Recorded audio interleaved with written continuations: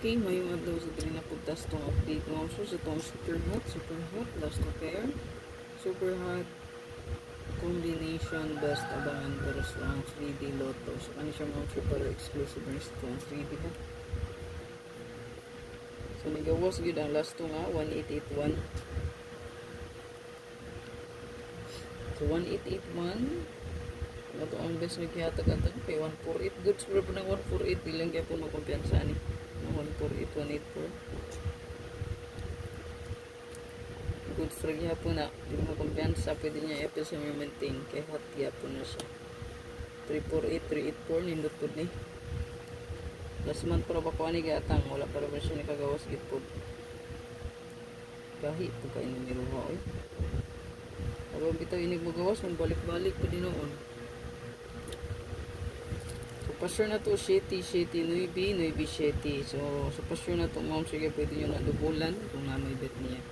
So, double ma'am siya, automatic na siya 779, 997. Naon lang siya. No? I-combine lang nato silang duha.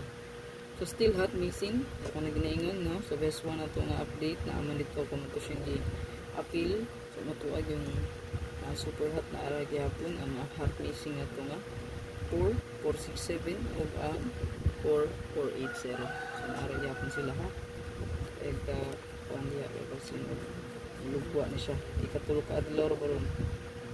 Yung ikatulong na ni ka adlaw at missing.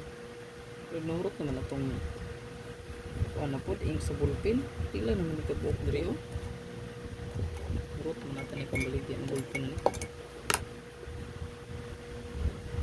Dansingan. Yunay naman mga sir.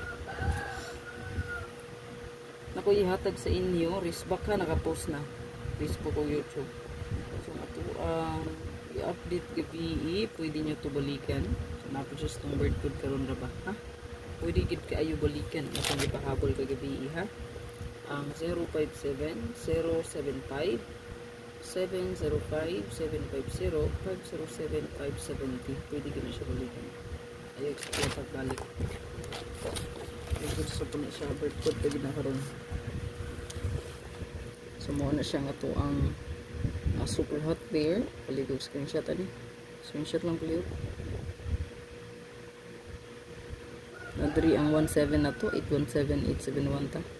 So kung ganahan mo sa pasure, ang pasure mo siguro atong basihan di kay 917, 971. Hot siya. Oh. So, kung musubay siya sa to ang pasure nga 7 and 9. Paligog screenshot. Screenshot ng palihog.